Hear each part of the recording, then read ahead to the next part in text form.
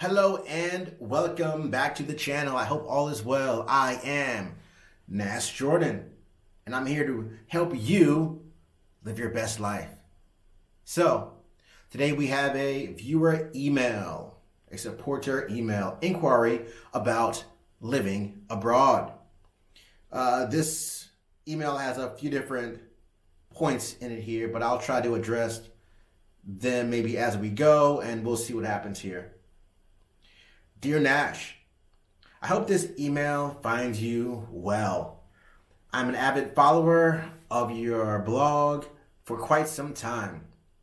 I greatly appreciate the insights and experiences you share about living in different countries. I am reaching out to seek your advice on a matter that has been on my mind recently. I am considering moving abroad for an extended period, and I would love to hear your thoughts on a few aspects of this life-changing decision. First, could you please share your perspective on the key challenges one might face when living in a foreign country? Additionally, I am particularly interested in understanding how to effectively integrate into a new culture and build a social network from scratch. So let's stop there for a second. Now, living in a new country, it can be fun, but yeah, it can have its ups and downs. It can have its challenges. I mean, this is a part of life, moving anywhere in the world. One of the biggest ones would be language. Usually people get caught up and tripped up on language. They think that you have to speak all these different languages to be able to travel. And I will say, while learning a new language helps, that isn't the key requirement to living abroad. So that could be a challenge. Maybe you want to go to Mexico. Maybe you want to go to Brazil, Colombia. Maybe you want to go to any other non-English speaking country, from Vietnam, South Korea, Czech Republic, Germany, Egypt maybe. You're probably thinking that you need to learn the language. Now, I recommend that you do learn things like hello, hola, konnichiwa, xin chao, ni hao, hi. Learning a simple word as hi can get you in the door in many places, and they'll be impressed. Wow, the foreigner says hi. The foreigner can speak a little of my language. Hi, thank you, knowing the symbols for the bathroom, how to say bathroom, these things can help you. Another challenge would be housing. As you go around the world, you will realize that housing is different from where you're from. Different qualities, different tastes. Maybe you have an agent, but this agent, this realtor person, isn't accustomed to American living, isn't accustomed to UK style, Australia style, Western style living. So they match you with a place that is what the locals buy for a local wage. Now, while the rents would be economical, you could be in a precarious situation that you do not want to be in. For example, there was this one time to where I had this realtor, and he was showing me around different places, and this was in China, of course, for now. And some of the places, they just wasn't to my liking. I mean, it wasn't like they were bad, but like from my point of view, a lot of them were outdated. They looked like they were from the 90s, 80s, 70s. And while that could fly for some people, I mean, even just saying 90s right now, I mean, that's 35 years old. See what I'm saying? Do you really want to live in a 35-year-old apartment, 35-year-old styled building? But I'm mainly talking about the apartment that he showed me now. The building itself was old. It was old. The lobby was not good. The hallways were full of clutter from things like people's bicycles, scooters, laundry, and all these other little things. I did not necessarily like it. I know another thing I didn't like was, as I was walking through this building, I noticed that there was a few people smoking cigarettes in the hallways. And for me, I did not want to have to go through that. I don't want to have to walk through a cloud of cigarette smoke to go into my apartment every day. And what was crazy was that like one of the buildings and one of the apartments that he showed me was that like we had to go up one building and there was no direct way to get to this apartment he wanted to show me.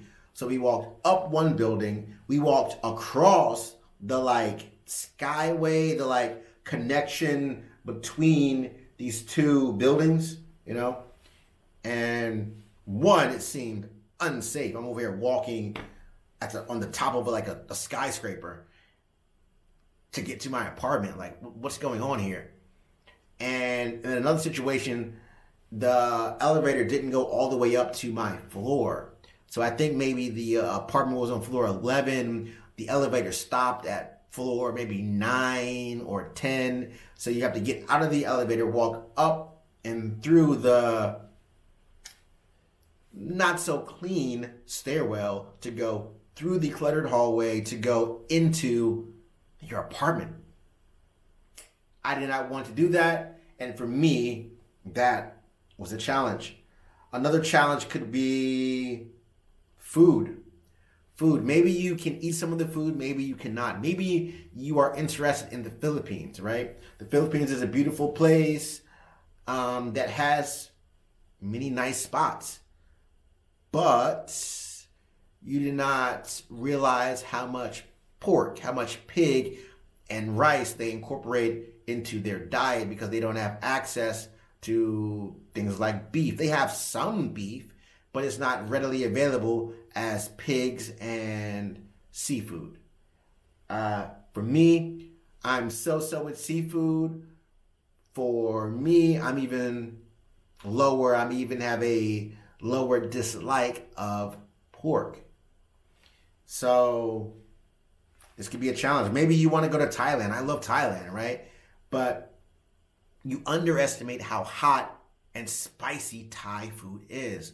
Like, the best way to describe Thai food, right, is if you're from the south of the United States, if you've ever been there, and how Southern people put hot sauce in almost everything. Some of them carry a bottle of hot sauce in their pockets.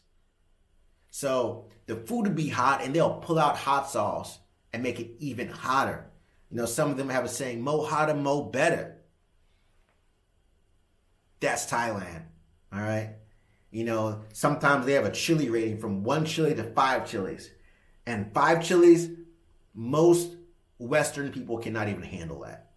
Most Western people can't even handle the smell of 5 chilies in terms of like the heat, the spiciness in your food being cooked and eating it. You'll be crying. You'll be chugging down glasses of water and milk. It'll be a pain. I would ask for no chili.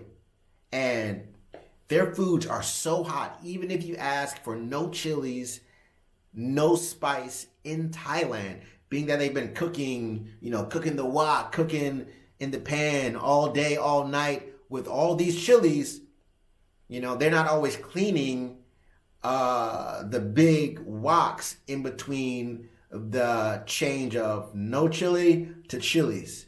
Now you still feel the heat. That's a challenge. Let's continue with the email here. Okay. It talks about saying social networks. Okay.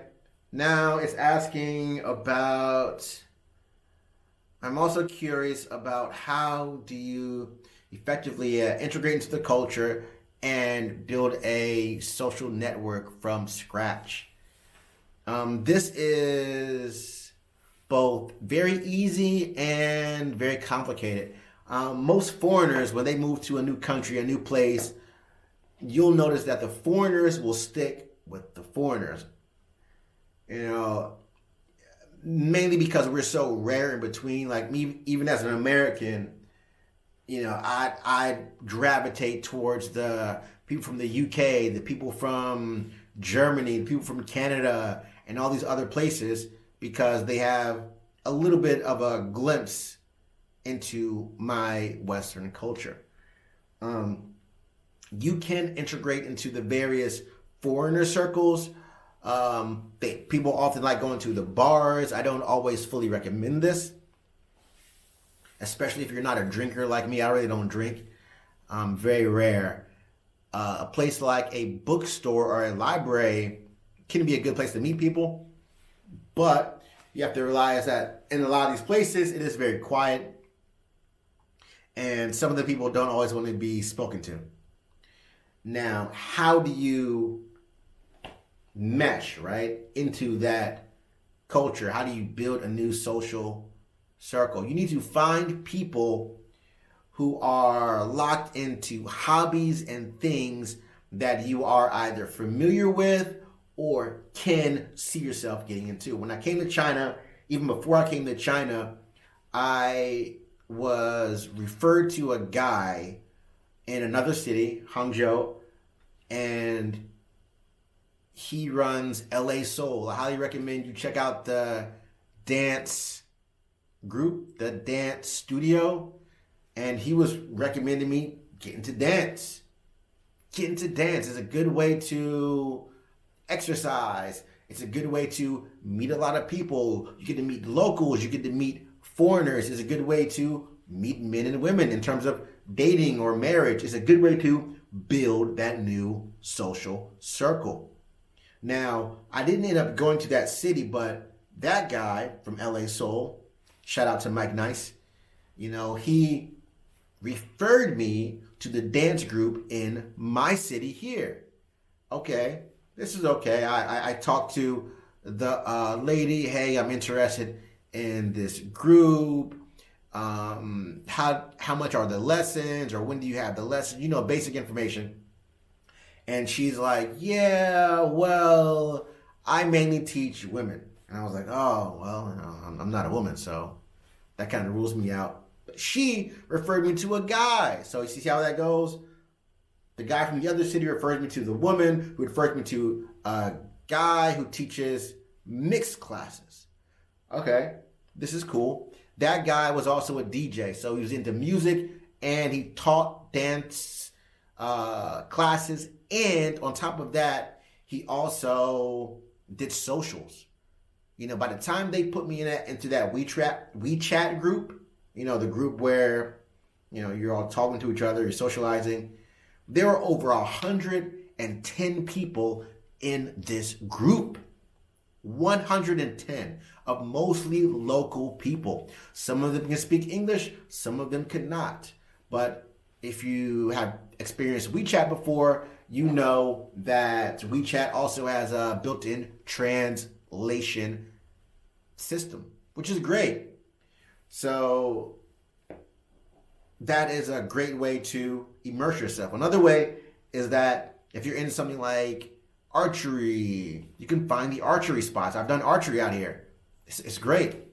I started doing archery in Vietnam on a beginner level. Now, by the time I come to China, the Chinese people helped me pump up my level.